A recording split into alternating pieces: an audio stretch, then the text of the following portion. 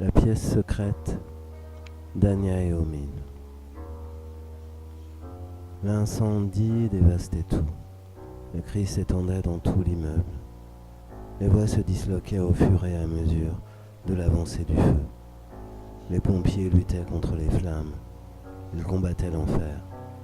La porte de la pièce s'ouvrit et elle entra. Elle vit cet homme sans dire un mot, ferma la porte. Il n'y avait pas d'air.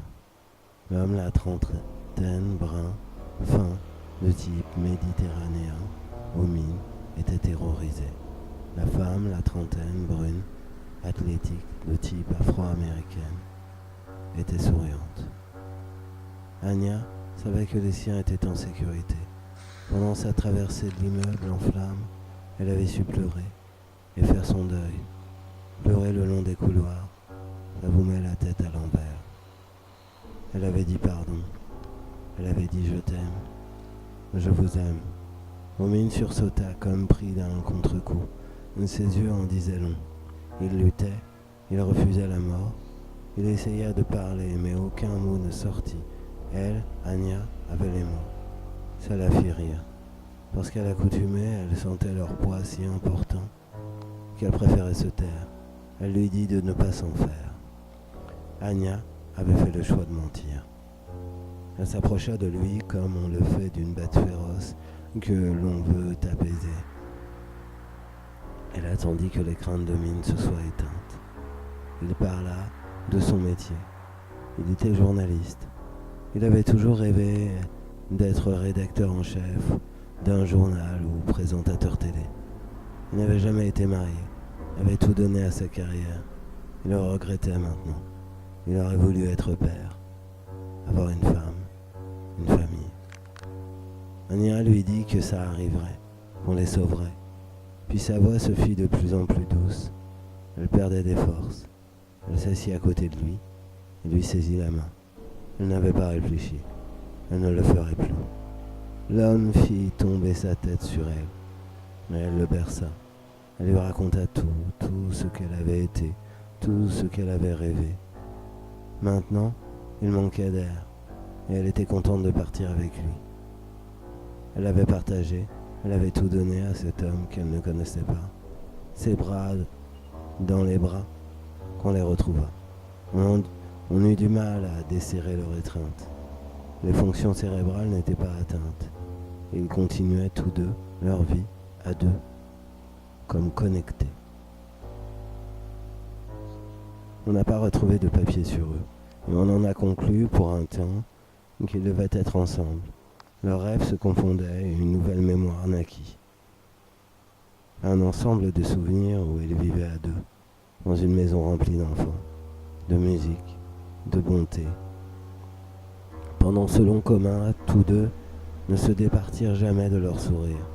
Ils avaient su se dire, se raconter et composer les éléments d'une vie réaliste et concrète. Ils étaient heureux.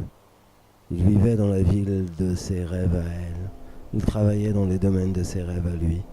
Tout correspondait. Tout était pour le mieux. Ils avaient fait les bons choix. Il fallut du temps quand ils se réveillèrent pour leur réapprendre quelles étaient leurs vies. Ils eurent du mal à l'accepter. Le docteur parlait d'état de choc. Tous deux reprirent leur activité et ne se reparlèrent plus. Anya avait sa famille, Omin son travail, ils avaient leur réseau et ne se croisaient pas. Mais à chaque fois qu'une odeur de feu leur montait à la tête, ils s'endormaient, d'un coup, et se retrouvaient dans un espace virtuel. Ça pouvait durer des jours, et aucune pilule ou psychanalyse ne réussit à les sauver. Jusqu'au dernier instant de leur vie, ils se retrouvèrent dans leur espace survie qu'ils s'étaient construit et que rien ne pouvait détruire. Leurs familles respectives avaient fini par s'habituer à leur escapade inconsciente et avaient longtemps craint qu'ils ne se retrouvent un jour.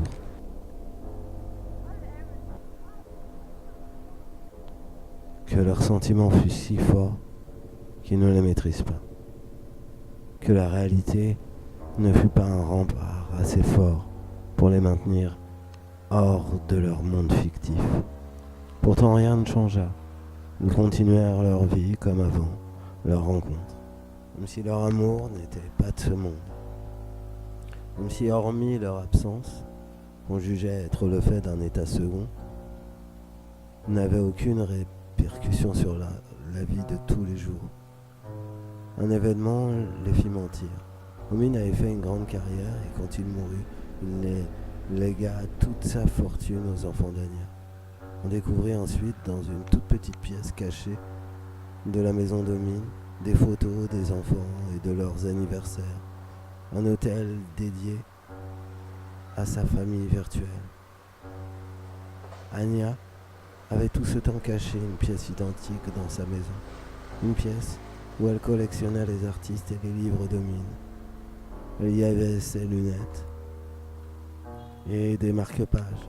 Elle étudiait scrupuleusement ce qu'écrivait Omin et notait ses commentaires. Pendant la nuit, en quasi-sommeil, tous les deux, en même temps, durant toute leur vie, s'étaient rapprochés. Ils avaient construit patiemment une pièce où ils se retrouvaient, à l'abri des regards, à l'abri de leur propre conscience, une pièce secrète où leur vie continuait.